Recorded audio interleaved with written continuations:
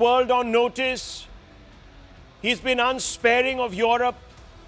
He's resolved to take over Greenland. He says he's doing the right thing.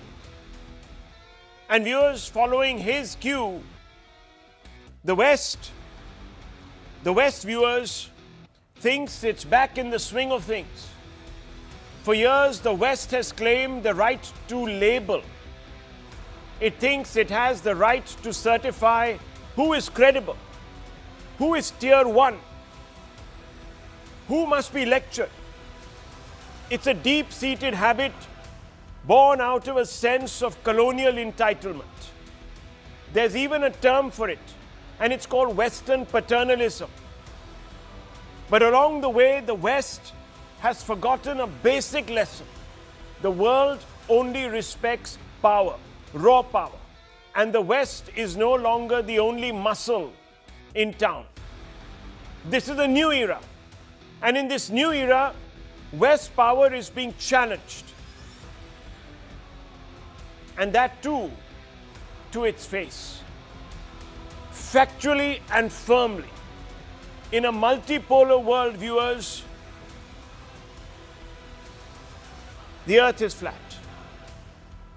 Consider today, when India's IT Minister Ashwini Vaishnaw called out the IMF from Davos.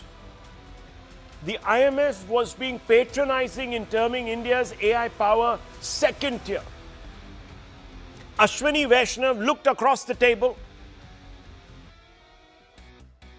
at the person who leads the IMF, stared him in the eye and countered him. But he didn't offer rhetoric. He offered data on AI preparedness, talent depth, global rankings. And he said plainly, India is not second tier. Listen to this, viewers. Listen very closely to this exchange.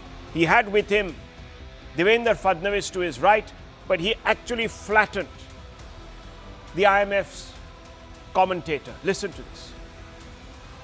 Our focus is very much on making sure that AI diffusion happens in a very big way. And I don't know what the IMF criteria has been, but Stanford places India as third in terms of AI penetration, in terms of AI preparedness, and in terms of AI talent. All the three, actually on AI talent it is number 2. So I don't think your classification in the second bouquet is right. It's actually in the first. It was quite long, viewers, that exchange. This pushback follows a pattern.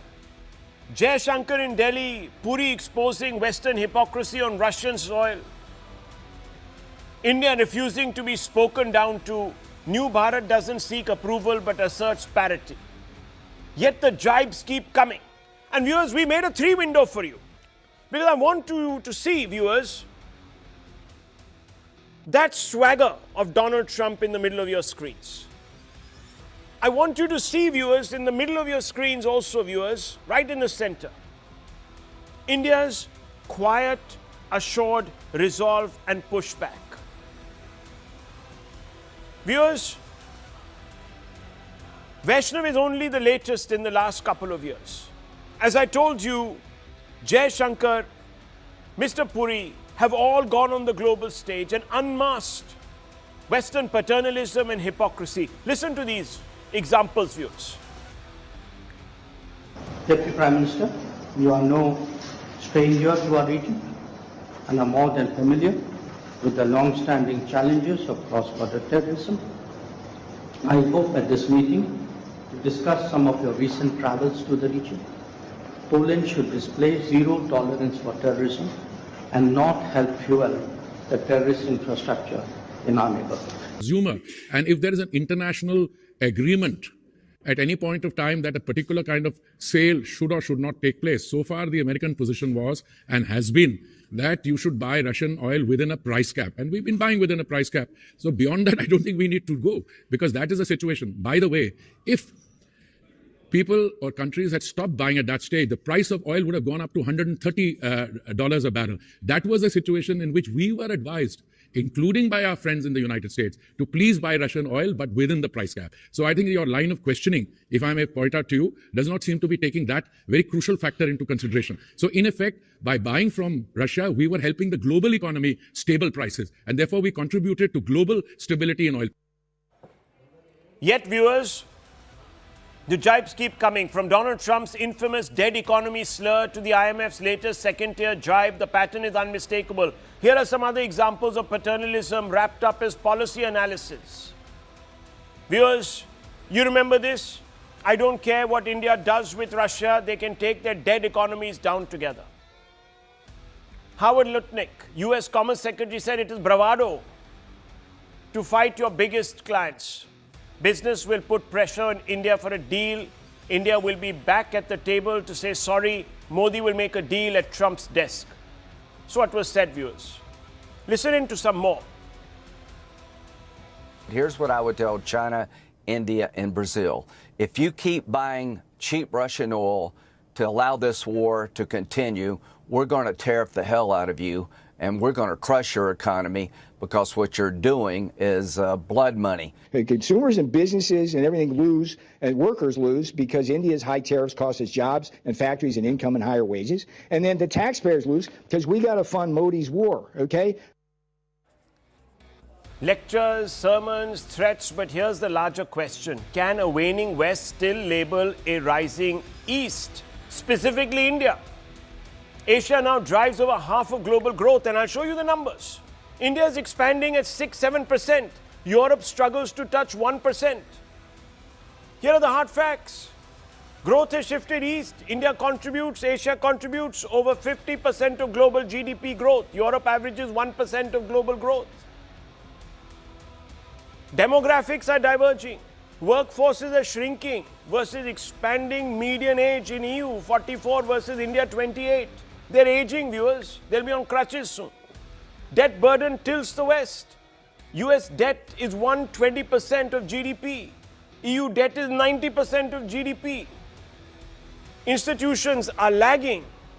West holds 55% of IMF voting power, while share of global GDP is below 40%, viewers. India is among top FDI destinations, supply chains moving east and south. And Trump's America? Well, see the numbers yourself, in fact. Trump blurts them out himself, if only to talk up how he is changing things and making America great again. But before that, he tells you all the problems. He tells you that growth is slowing. US growth averages 2%. India grows 6 to 7%. Debt is unsustainable. National debt is 120% of GDP. India's debt is only 70% of GDP. Trade and supply chains are shifting. US share of global manufacturing 17% declining. US-led institutions claim authority, but emerging markets now drive growth, investment, tech, adoption. It's clear. Western economies are carrying crushing debt, aging populations, and institutions frozen in an outdated power structure. Who, therefore, is the West to sit in judgment, to lay down the rules and expect compliance? Is the West out of touch with the shifting global center of gravity? Fundamental questions, viewers, tonight. Let's open this up. Walter C. Ladwick, Associate Professor of International Relations, King College, is here with us. Tatiana Kukareva, Senior Russian journalist, live from Moscow. Errol Morkoch, Republican strategist, live from Michigan. Anand Ranganathan, a public commentator, and P.K. Basu, an economist.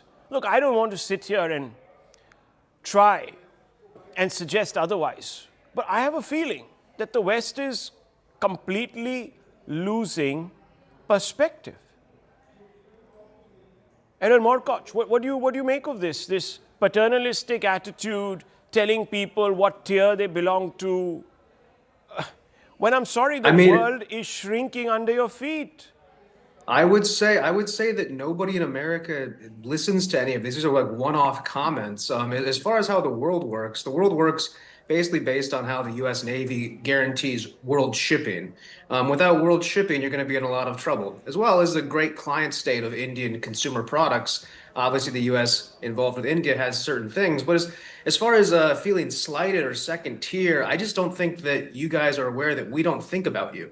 And that's a huge difference in perspective because these are comments made by our officials, and nobody in America is thinking about India in any other perspective other than we like the Indian people we know here. They're good immigrants, and we like Indian people. So it's sort of a confusing thing because you're taking these sort of one-handed comments and making them front and center when obviously President Trump and Modi have had a pretty good relationship, and certainly the concept of Western paternalism. I mean, you guys are wearing suits and ties for a reason. That's just how the world works. And if you want to wrest back control or some sort of thing, I think you need to do it as you're trying to.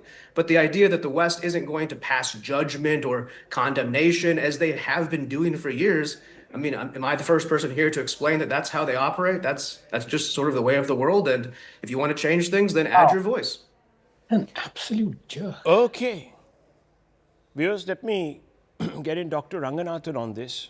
Dr. Ranganathan, what do you make of this sort of, and by the way, Trump has just spoken to CNN News18 saying that PM Modi is a great man, singing his praises because he sort of knows that that deal, which hasn't gone through, and the sanctions and so on and so forth, are actually bleeding America. And even the Supreme Court is probably going to show him the door. So let me just quickly play out that interaction with CNN News 18, and then Dr. Ranganathan, you can weigh in. Let's just play that out. Mr. President, this is Chandra Shrikant from India. Can you give us an update on the India-US trade deal? First of all, I have great respect for your Prime Minister. He's a fantastic man and friend of mine, and we're going to have a good deal. Thank you. First of all, I have great respect for your Prime Minister. He's a fantastic man and friend of mine, and we're going to have a good deal. Thank you. Okay. Dr. Ranganathan. Good evening, Rahul, and good evening to my fellow panelists. I'm just astonished by what my previous panelist out here said. I'm afraid it's a heady mix of arrogance and ignorance. Nobody is disliking the West. People dislike the hypocrisy of the West. Now, when you say all you guys are wearing suits, well, that's fine. You are consuming hundreds of things, wearing hundreds of things that other nations have built. What do you want to say? That a nation that was built hardly 200 years ago. Hang on, Errol, no one spoke over you. Come on, the zero that you put behind every one, numeric one, came from India. The decimal that you use in your math came from India. Get yourself an education, then we can talk about clothes, right? Because those are the superficial stuff, right? We get into the depths of things. Read your history, my dear friend. Yes. No, this is typical MAGA ignorant stuff that condemns other countries based on what? I mean, there is more culture in a pot of yogurt than a 200-year-old country. So let's get that point out of the way. Number two, as I said, we believe in Vasudhaiva Kutumbakam. The world is a family. So we don't distinguish, or we don't denigrate, or we don't basically discriminate between anyone from anywhere in the world, be it the West as well, especially the West. But the hypocrisy out here, and this is what is amusing right now in the last couple of days, and please permit me a minute. You see, when Trump says, I'm going to get Greenland, and other Western nations are crying hoarse and say, oh dear, it is amusing because exactly 130, 40 years ago, there was a Berlin conference that happened in 1884, where the European countries decided, they sat together, and they literally carved out Africa.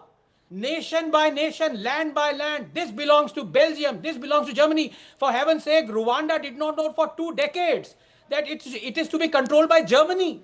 And today, these are the guys who are fighting over a piece of land. When Trump says 500 years ago, someone landed on a boat and claims that nation is his, well, guess what? That's what happened to America as well. And number two, this is the problem with the Western. They think that hypocrisy is ingrained in them. Wake up. There is something called morality and ethics. And when Macron talks about rules-based society, whose rules are you following? When you were buying more Russian oil and Russian energy than India, and you didn't get slapped with tariffs, we did. Was that not discrimination? When you told us to buy oil, Russian oil, to stabilize the oil prices, and 2 years later, because your war had to be converted into quote-unquote peace, you said we're going to slap tariffs on you. Was that hypocrisy or not? And let's not just end with what Trump has done as far as 25% tariffs are concerned. He has sanctioned 2 Russian oil majors so that now we are condemned to not buying oil from them. But guess what? Germany and UK have obtained exemptions of those sanctions because they continue to buy Russian oil processed by those two oil majors. Is that not hypocrisy? So whoever your name is, please learn one thing and one thing only. We are not against West or any human being. I consider myself as an Ethiopian. For heaven's sake, a descendant of Lucy. Go check up who Lucy was 3 million years ago. I condemn hypocrisy, not humans.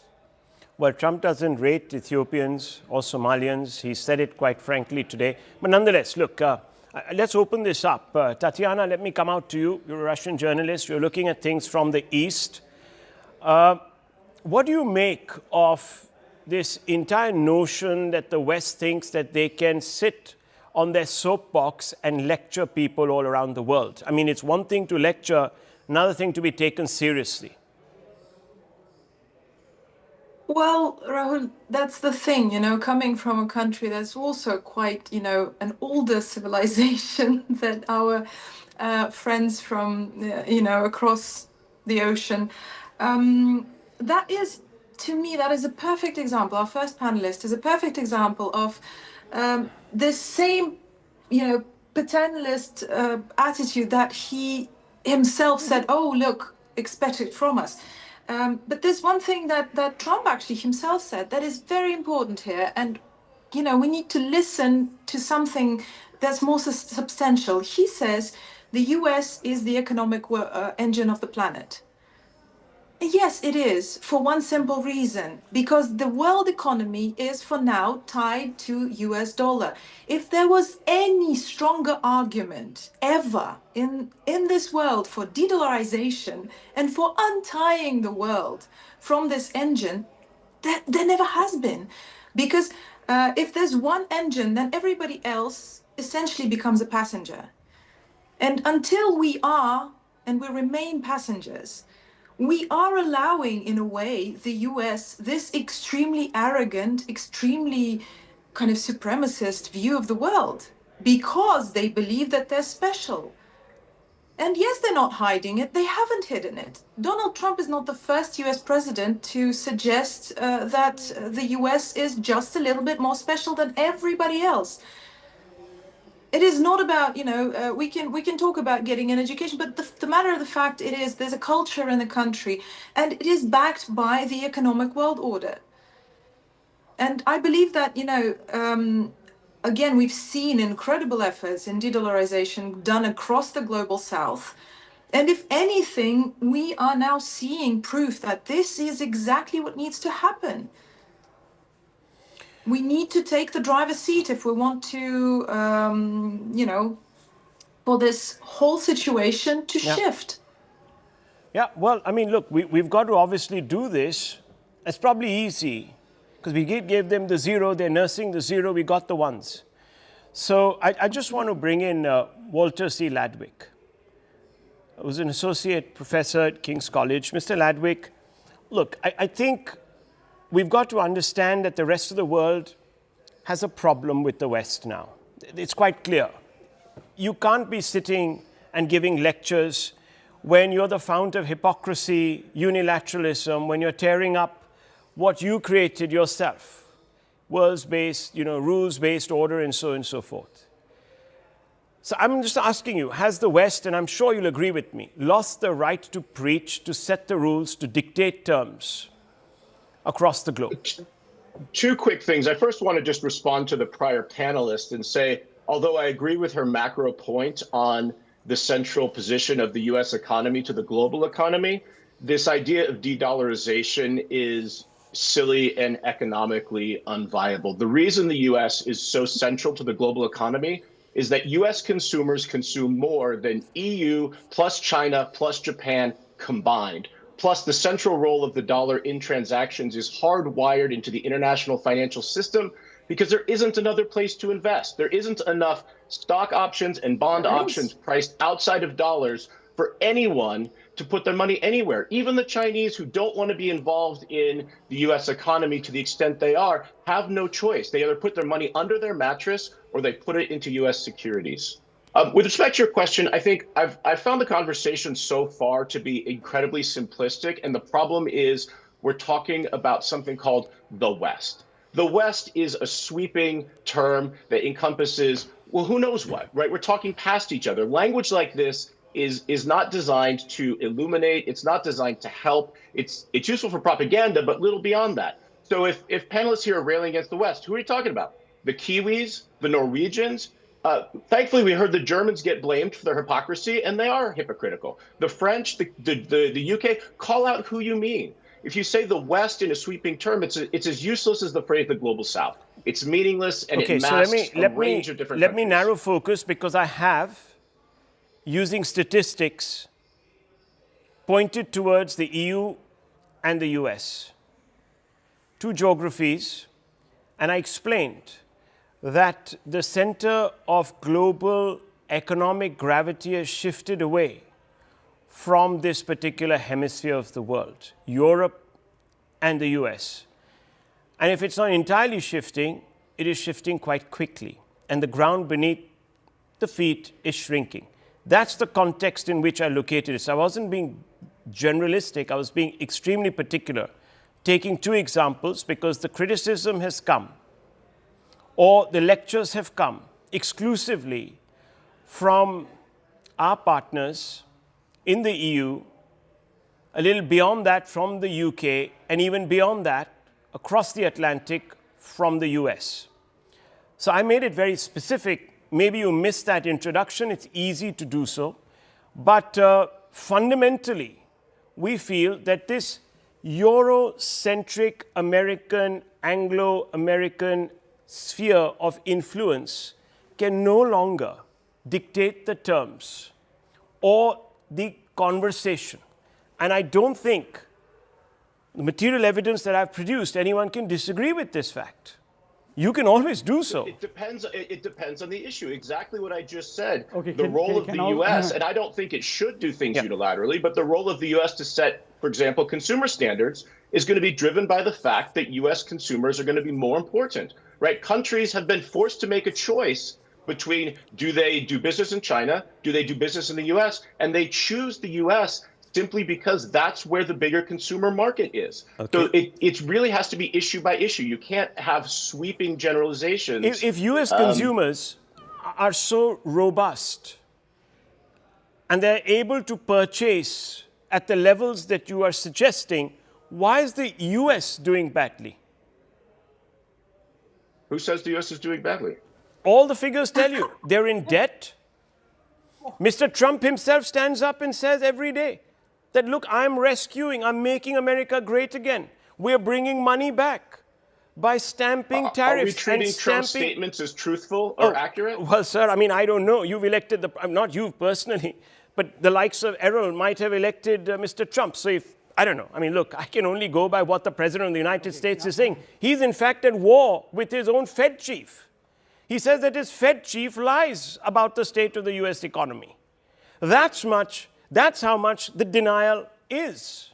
The truth has been completely obfuscated. P.K. Basu, why don't you give us a perspective on the US economy?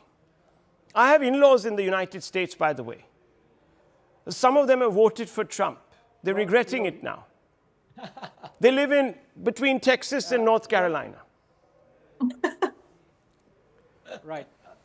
You know, the US economy has actually done reasonably well in the past year. It has grown about 2%, a little over 2% in real terms. But the Indian economy has grown 8.2%, 8%. So, 4 times as fast as the US economy. The Indian economy is held up and buoyed up by its own domestic consumers.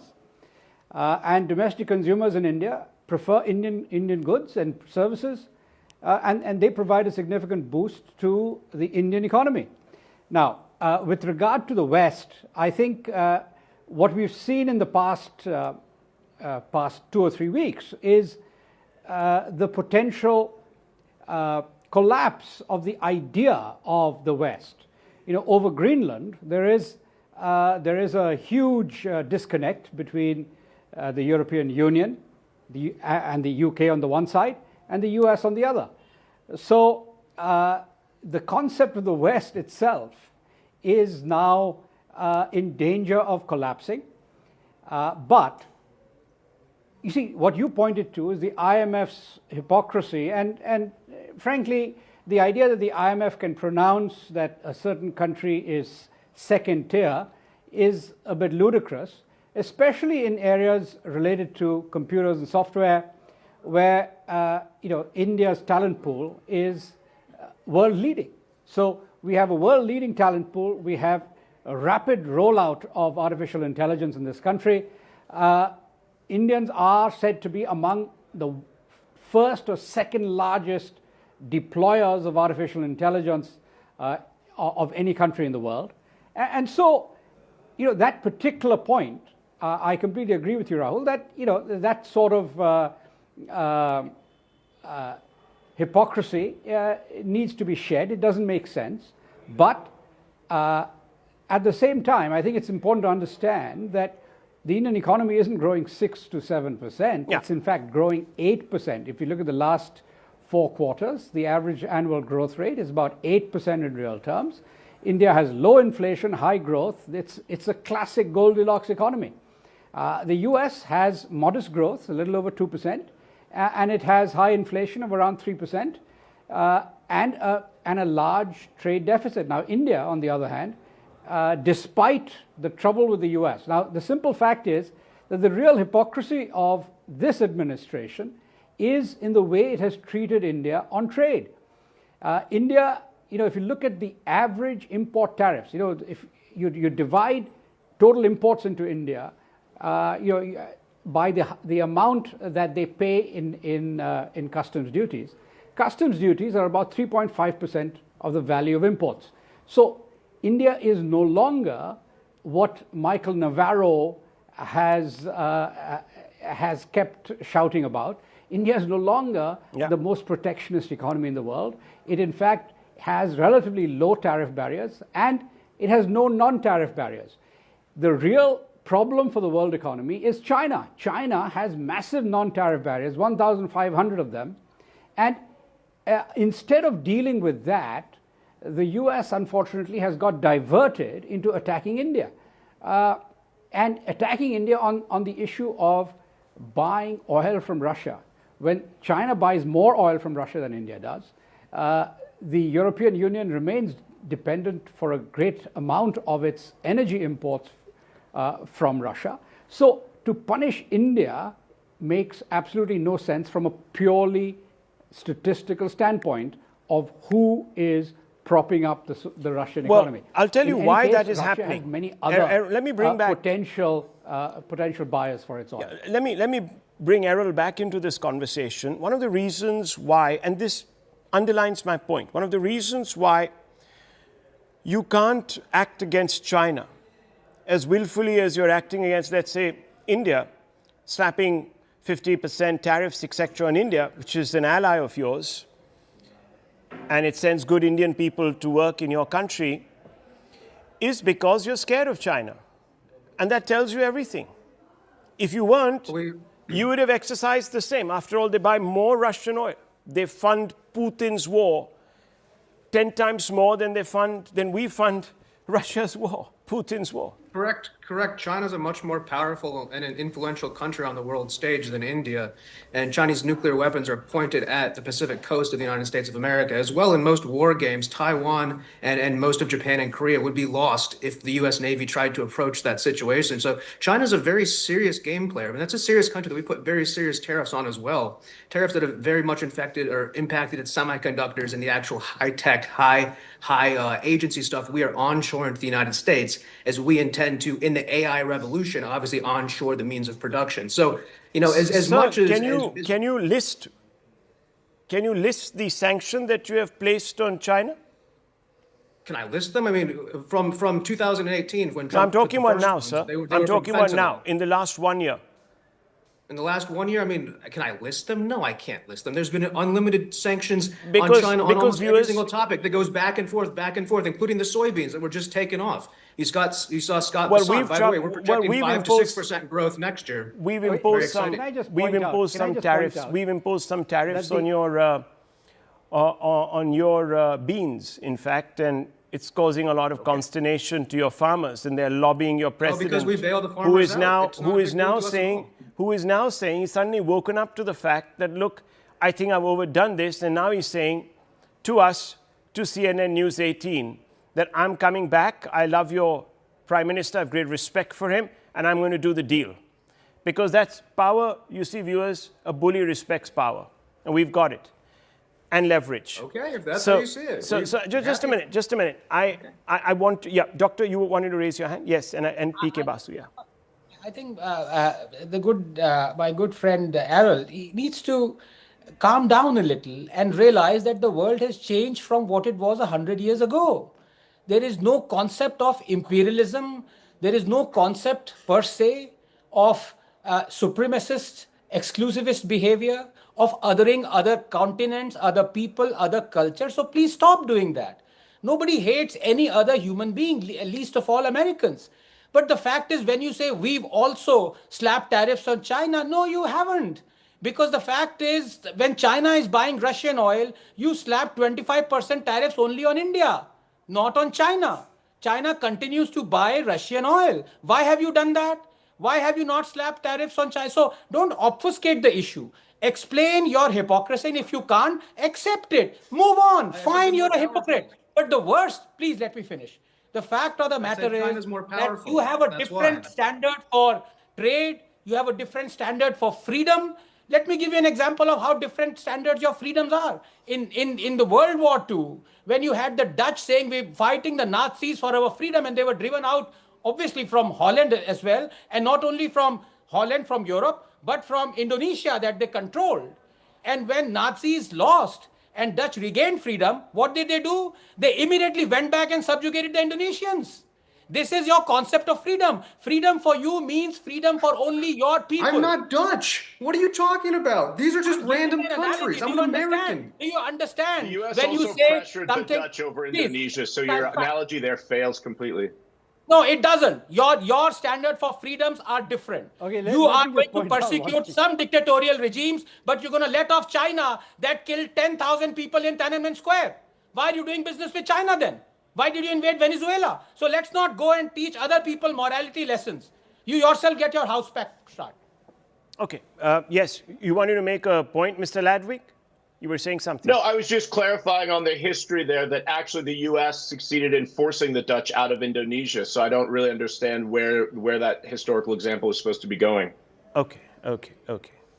So you don't substantively disagree that there's hypocrisy at the base of U.S. actions and that Trump hasn't been able to pull his tariff game against China because he's scared of the repercussions. At least you don't disagree with that, Mr. Ladwig? Hypocrisy is rife in international relations. Okay. That's a lesson I teach my students in the first year. Okay.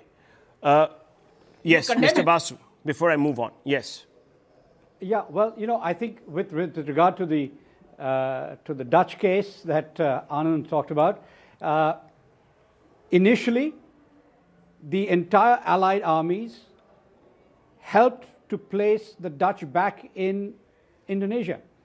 But it was only after Stalin tried to bring about a coup against Sukarno that the Americans began to support Sukarno and allowed Indonesia to emerge as an independent country. Anyway, now the point is that if you want to look at the reality, China is paying a lower tariff on its imports into the US than India is. The only two countries that have 50% tariffs imposed on them at the moment are India and Brazil. Now, Brazil, because of the politics of that country, which President Trump does not like, and India, because of our imports, supposedly our continuing oil imports from Russia. Now, India is supposed to be a friend of the United States. We are members of the Quad, and yet, despite the fact that India and the US are supposedly strategic allies, India is paying the highest tariffs of any country on earth. So there is something wrong with this picture. Perhaps President Trump needs to take another look at it. He keeps saying that Modi is a great friend of mine, but when it comes down to brass tacks, India is paying the highest tariffs of any country. Well, Trump is so morally bankrupt that he takes a position against Putin but invites him into Gaza. the peace board. Come, become a partner, and let's carve up this real estate. Let's build some Trump towers. But he doesn't, Rahul. He doesn't take a position against Putin. Yeah, that's true. He doesn't actually. You're absolutely right. He doesn't. And there it is very clear, viewers. He takes a position against India for trading with Putin, but can't bring himself to take a position against Putin. Anyhow, viewers, I think we've been down this rabbit hole before, and it is unfortunate that the West is still clouded in its imagination, specifically two continents. Very, very sort of drunk on power and maybe arrogance and an abnegation of reality. But viewers, I think slowly and steadily, the mirror, though cracked, will be held up, and it's going to be problematic. It's going to be problematic. The backlash is going to be severe, and it's going to come very, very soon. It's going to come from the East. Let me tell you, friends. Let's move on, viewers. We're going to move on because there has been a dramatic development.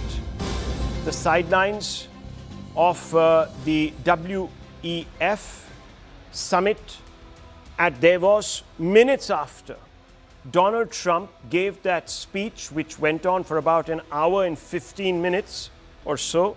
He spoke to your channel, CNN News18, and he said very clearly that Modi is a great man. I respect him tremendously, a fantastic man. He's a friend of mine, and we'll have a great deal, and we'll have it soon. We're going to come to a deal. And he's a fantastic man. Great respect for Prime Minister Modi. Listen to this, and I'm going to go straight across to Chandra, who did this interview. It's a global exclusive, straight out of nowhere, but shows journalistic initiative. Let's play that. Mr. President, this is Chandra Shrikant from India. Can you give us an update on the India-US trade deal? First of all, I have great respect for your Prime Minister. He's a fantastic man and friend of mine, and we're going to have a good deal. Thank you. First of all, I have great respect for your Prime Minister. He's a fantastic man and friend of mine, and we're going to have a good deal. Thank you. And we're going to have a good deal. Chandra, this is fantastic work, a global exclusive. India has been waiting to hear from Donald Trump. We're hearing, of course, that Donald Trump has sent emissaries over the last 15, 20 days. We're picking up the threads of the deal once again. And, of course, we have a new envoy who's close to Donald Trump, Sergio Gore. What do you make of all of this? I'm sure you've also done some background work and checks with some of Trump's team. What are you hearing? Rahul, this is significant and, it was very unexpected, but we had to take our shot. So we were waiting with the other foreign press and, he was just walking by. So we just took our shot and luckily he responded. I think, though it was just 2-3 sentences, what he said was significant. He said, look, I have tremendous respect for your Prime Minister. He's a fantastic man and a friend of mine. We are going to have a good deal. Now, this is important because this comes just 2 weeks after, remarks by Howard Lutnick went viral, where he said the trade deal is stalled because Modi did not pick up the phone and speak to Trump. So the fact that Trump is saying that we are going to have a good deal will certainly calm the markets. It will reassure investors because sectors like textiles, engineering goods, gems and jewelry, all of them have been hit hard by peak tariffs. So perhaps we are closer to a deal than ever before. But clearly, he had very good things to say about Prime Minister Modi. What are you hearing? First of all, this is fantastic. So you said that he comes out of this big hall and he's walking past you. So describe the scenes. Describe the few minutes before, because this doesn't happen quite often. Yeah. This is quite rare. Go ahead. Yeah. So Rahul, essentially, he started at 2:30. And he went on and on and on, as you were watching, right? He covered everything from the Fed chairman to Venezuela to Greenland to Denmark to Emmanuel Macron. And, there was visible exhaustion in the room because he overshot his limit by at least 15 minutes. And then there was a fireside. So I was just walking around the Congress Center to figure out, where all the foreign press is stationed. Because, in previous interactions, I've noticed that President Trump is pretty open to taking questions from the press. So I thought, why not, just take my shot? And luckily, there was no other Indian journalist there. It was just a crush of foreign press, countries from China, Norway. So I just sort of hustled my way into a corner. So we were told that when president exits, so the Norwegian journalist told me that typically when the president exits the main hall of the Congress Center, he will go up this grand staircase, that you see, because he likes a shot of himself on top of the grand staircase. So three of us positioned ourselves right at the corner of that grand staircase. And I knew that I would just have 5 seconds. So I had just one question to ask. And I ensured that I said from India so that, he stopped because it was a different press. Because as soon as he entered the room, there was a crush of reporters. Everyone went on Greenland, NATO, EU. So, it was all the European press. So just when he came to the balustrade, just as he was climbing the staircase, I just said, Mr. President from India. So then he just stopped and I asked him, can you give us an update on the Indo-US trade deal? Because, that's my question. We don't care about what's happening with Greenland and Denmark and Iran and so on. As far as India-US is concerned, it is a trade deal. Well, this is great, and this has been a massive exclusive here. So we've got a bit more information on what could come to pass very soon. Chandra, thank you very much. We're just going to play out this sequence once again and get a couple of reactions from some of our guests. It's an important story. Let's play this out once more. Mr. President, this is Chandra Shrikant from India. Can you give us an update on the India-US trade deal? First of all, I have great respect for your Prime Minister. He's a fantastic man and friend of mine. And we're going to have a good deal. Thank you. First of all, I have great respect for your Prime Minister. He's a fantastic man and friend of mine. And we're going to have a good deal. Thank you. Well, let's very quickly bring in some of our guests. Dr. Ranganathan is here with us. P.K. Basu is here with us. Tehseen Poonawalla, of course. The opposition has continually believed that Trump is short-shrifting India and, of course, is being disrespectful of the Prime Minister. But this doesn't seem to suggest that. There is obviously at some level, enduring respect. First of all, many congratulations to the network, to Chandra. This is definitely a global exclusive. Look, whatever domestic our politics is, we hope India succeeds. The president does seem to have a lot of respect for the Prime Minister. But look, the president says one thing, but the president... one second. Respect is earned. I'm sure. Remember yes, that. Of so course it is. It's clear that if Prime Minister was like Shehbaz Sharif groveling, saying that I'll give you a Nobel Prize, sir, I'll recommend you, sir, please here, take my, gems and jewelry and That's true. this, that, the other. And the crypto deals. And the crypto deals, there would not have been this. I agree with you. Yeah. However, what experience has taught us with regards to Trump, President Trump says one thing, does another thing. So the proof of the pudding is in the eating. We can only taste the pie when it's served in front of us. The Indo-US trade deal we all hope happens, but it's gone through so much. We hope India succeeds, but this is a president who changes his word every time. But yes, there is personal camaraderie and his personal respect. Doctor, what does this tell you? No, first of all, congratulations to Chandra, who's a very dear friend, and to you and the entire channel. I think certainly this bite merited, a response. And I think two things out here. I agree with Tehseen. I mean, there is, as I said, I would trust Trump as much as I would trust Dracula at a blood donation camp. The fellow, you draw the curtains in the morning and you say, oh my God, what's Trump going to do today? But yes, the proof of the pudding is in the eating. But two things out here. One, this is a classic case of carrot and stick. He has done in the last almost 8-9 months absolutely nothing helpful towards us. In fact, he's antagonized us. He's antagonized our Prime Minister, whose patience, I must say, is worthy of applause. I mean, it's like testing your patience to the extreme, and you see what happened to Macron. I mean, he just cracked a couple of days ago. All that pent-up steam against Trump just came out. It's come out of the Canadian leader. It's come out of French leader. It's almost come out of, Lord, whatever his name is, Sir Starmer. I forget his surname, but whatever. The wax statue. Keir That's Starmer. right. Yeah. That's right. Yes. but it has stayed put inside Modi. I mean, this is almost ascetic level. Well, But Modi is mature. He's a mature politician. He's statesman-like also. So, that I'm not surprised by. I mean, look at the stuff that is said about him by his rival, leader of the opposition, Rahul Gandhi. And I've never seen the Prime Minister spinning around and talking in the same terms. Are you slightly misinformed on that? To Rahul Gandhi. I've never heard that. He's used language that is not worthy. I've never heard that. Jersey cow, Italian bachara. No, hang on. That was no, 1 second. That was in a context. Okay. Abuse comes from Rahul Gandhi without context. He begins every morning by using epithets against the Prime Minister without context. So I just wanted to finish one thing. His initial tariffs, I was with Trump because I'm against tariffs and I'm against protectionism.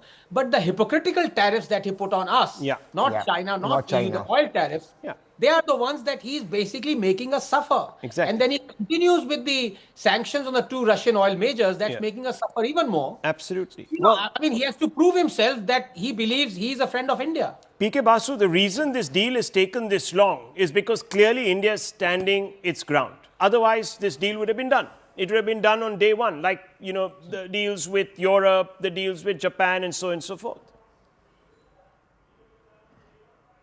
Yeah. No, I think the important thing is that India has stood its ground on agriculture.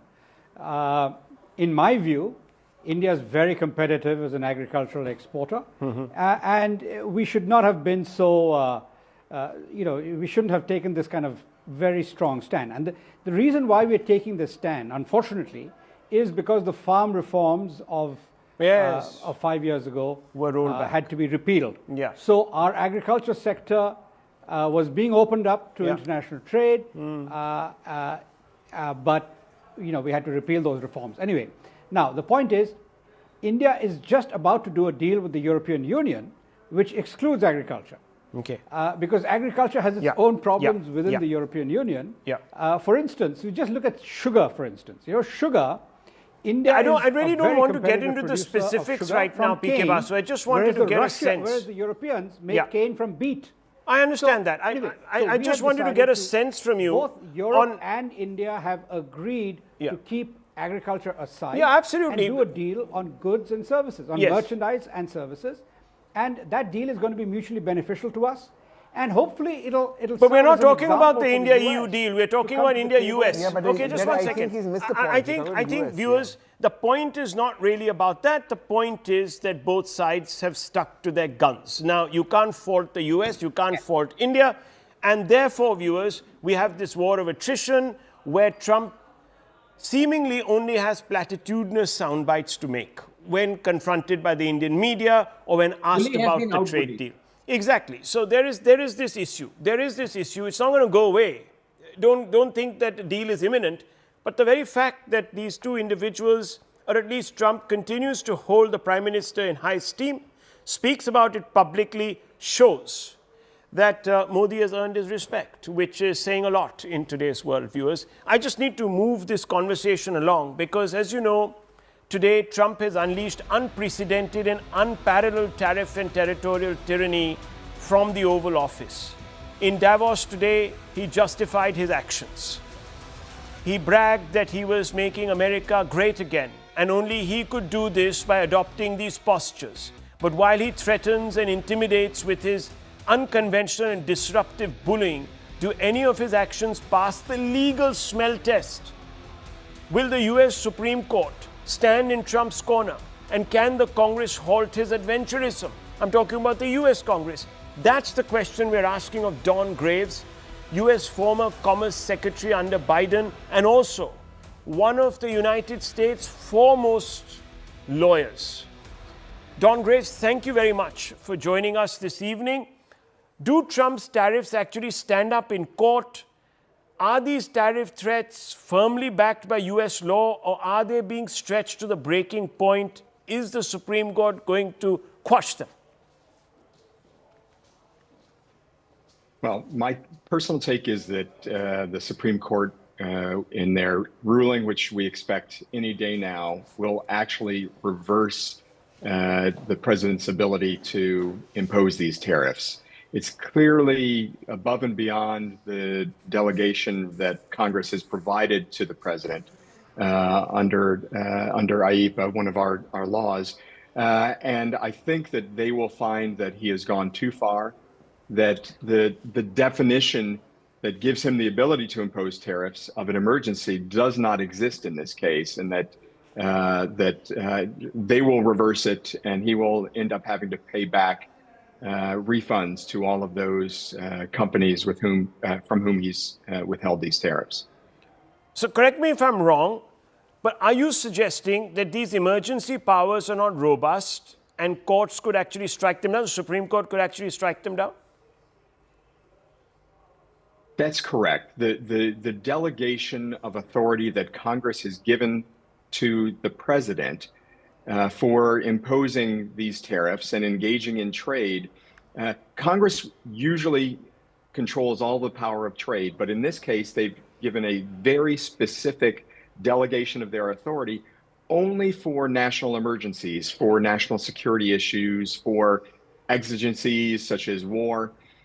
The type of examples that the current administration is using to abuse that power doesn't pass the smell test. It doesn't actually add up. I believe that the Supreme Court, as lower courts have ruled, will find that such a delegation from Congress wasn't actually permitted for these types of examples. And in fact, the administration, even Secretary Bessent, hasn't been able to come up with a good example. He spoke just over the weekend about, we're using, the emergency is that we're trying to prevent an emergency. Right. That's not a good, it doesn't pass the legal test, and I think Supreme Court will reverse that power.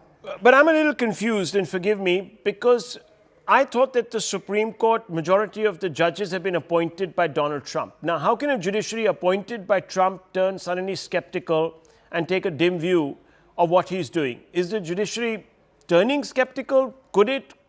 Is it possible? I think that all of us are, many of us are worried, but at the end of the day, they are jurists. They are judges who've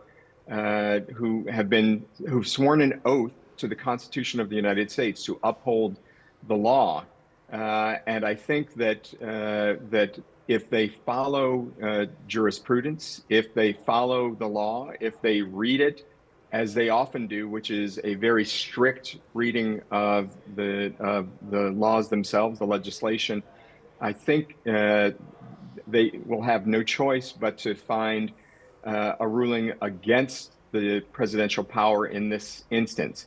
I do think that they will do their best, at least the conservative judges on the court, to have a relatively narrow ruling, so that they may not say that presidents don't have any power to impose these types of tariffs, but they'll focus specifically on the cases in front of us right now, the imposition of these wide range of tariffs across the world, and with partners and allies with whom we don't have any type of emergency.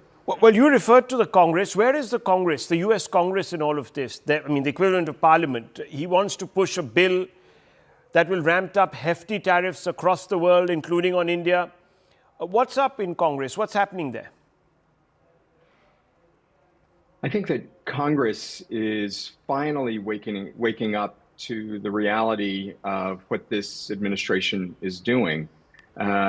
Congress is recognizing the actions and the statements the president has taken over the last few weeks with the violation of the sovereignty of a foreign nation by going in and deposing the president of Venezuela, regardless of what you think of the president of Venezuela. And I think they're really troubling issues with Maduro.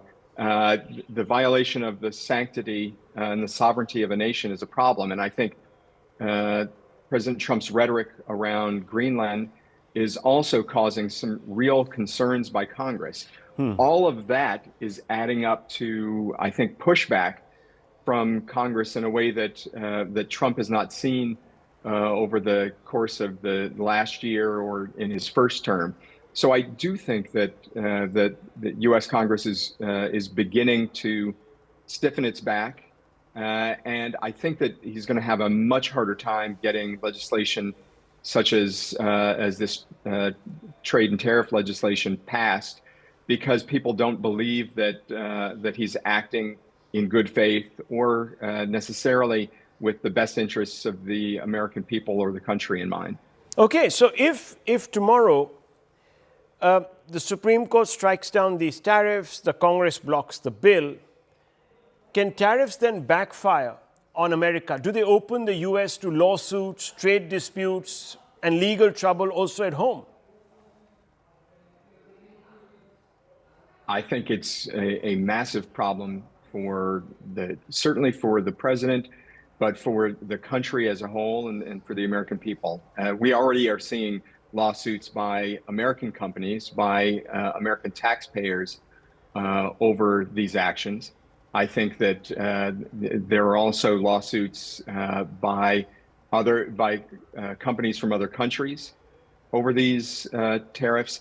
I think if he continues to impose these, it opens the U.S. to a huge amount of legal problem, but maybe more importantly, it's the retribution, it's the reciprocity, the reciprocal tariffs that could be imposed that, in fact, the Prime Minister Modi has suggested. That's going to be the real problem that is felt hard by the American people. And in the end, as our prices continue to rise here in the U.S., as American companies have real trouble producing goods, in getting the types of inputs that we need, and the American consumer continues to have real problems getting access to great products that we find around the world, I think that is going to be the biggest issue for this administration. American consumer sentiment is already solidly against the president. No. Let's play those other visuals. People don't like the direction the country is going, and I think that he will feel it in the midterm elections. Well, yeah, I'm just going to ask you a final question, but Director Saab, can we play the shots of Chandra asking Donald Trump those questions? That's an exclusive, and we must show that because it's the only channel in India that has those pictures. So let's prioritize those. Thank you very much. Let me come back to you. Sorry, sir. Can I ask you, what is this Trump tyranny, territorial and trade? What is all this doing to business confidence in America, sir? How do you describe the mood in business circles, Mr. Graves, in America? I think that is certainly part of it. I think that there are also a number of people, including members of Congress with whom I've had conversations on both sides. I think that there are many across the country, business leaders, but also the American public, who feel that this breakdown in the rule of law, this breakdown in what had been the foundations of a prosperous and frankly a world order that was getting better for all people, not just the elite. I think that is a real problem for millions of people in this country, and I think that's going to be a challenge for us, is to how to come back into the world as we have more rationality, as we act in more accordance to world order, the rule of law.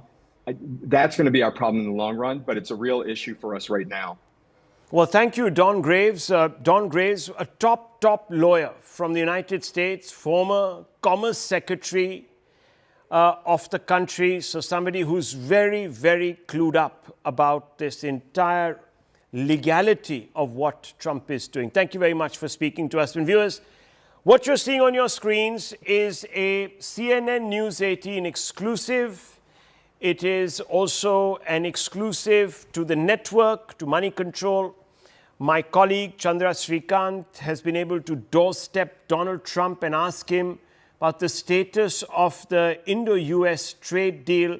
And Donald Trump waxed eloquent about Prime Minister Modi, said he respects this fantastic man, which shows that obviously the Prime Minister continues to earn Trump's respect. This can't be said about a large number of global leaders who Trump treats with contempt because they have completely surrendered to Donald Trump. When you surrender to a bully, you lose respect, at least his respect or her respect. And in this case, it clearly is emblematic of the fact that the Prime Minister is somebody that Trump respects greatly.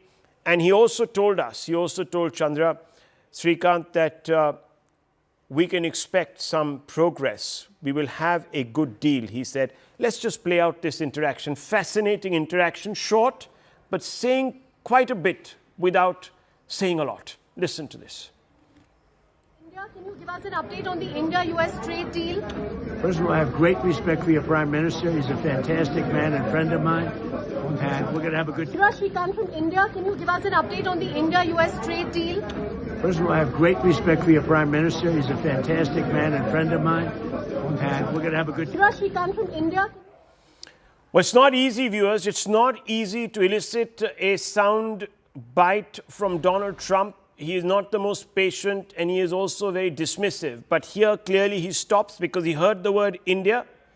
Chandra told us that she deliberately red flagged that word because he's very receptive to all things Indian. So he spun around, he spoke to her, and he said that he respects fantastic Prime Minister Modi, a great man, and he says, most importantly, that we're going to have a good deal soon. I'll leave it at this, viewers. A big network exclusive. Thanks for watching.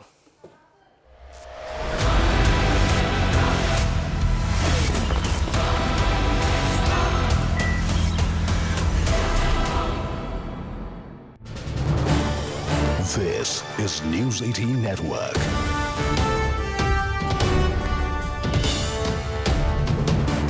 India's largest news network.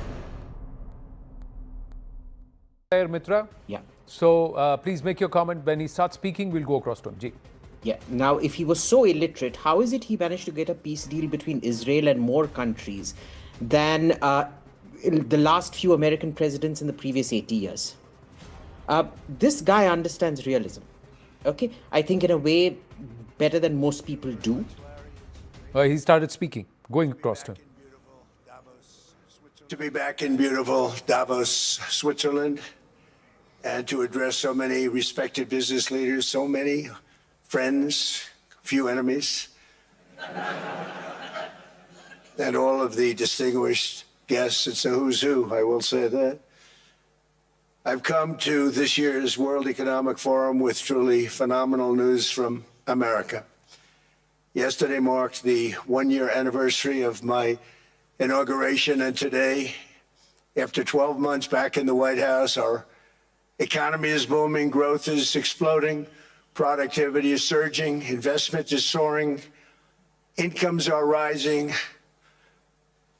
inflation has been defeated, our previously open and dangerous border is closed and virtually impenetrable, and the United States is in the midst of the fastest and most dramatic economic turnaround in our country's history.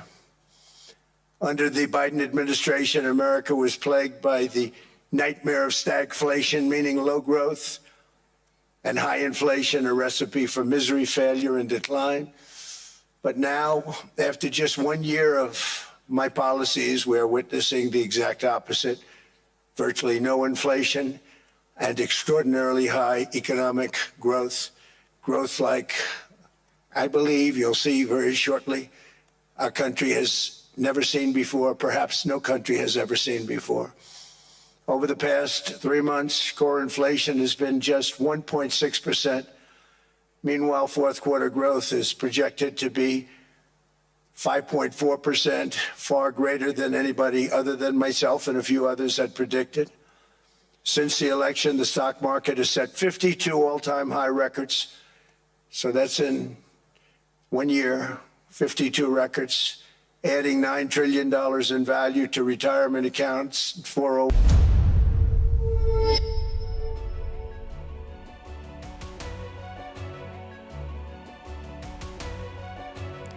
Hello, Namaskar. This is First Post and you're watching Vantage with me, Palki Sharma.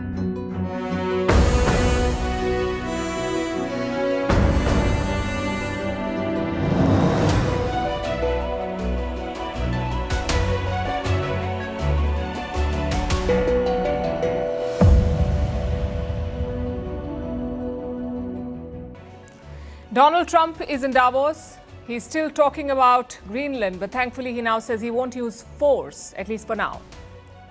So has he given up his bid, or is this just a mood swing? Greenlanders are not waiting to find out. Their Prime Minister has told his people to prepare for a potential invasion. We'll bring you the full story. Meanwhile, Trump's speech was a long one. He unloaded at the World Economic Forum with complaints, grievances and attacks. And leading the pushback is Canada's Mark Carney. He says the rules-based order is a lie. Quite interesting, coming from a country that benefited handsomely from the old order. But now that it doesn't work for them, they're calling for an alliance of middle powers. The markets are watching all of this and they're falling. Sell America is back in focus. We'll explain. And as global confusion grows, one country is projecting calm, stability and momentum. And that's India at Davos. Also in focus, how Trump's one-year victory lap was a long, rambling speech. Will his board of peace to rebuild Gaza eventually replace the United Nations? Will Bangladesh be out of the T20 World Cup? It has one day to decide if it will play its matches in India. How Indonesia's currency has fallen to a record low and why it's being linked to their president's nephew. And in West Asia, Syria agrees to a new truce with the Kurds. All of this and more coming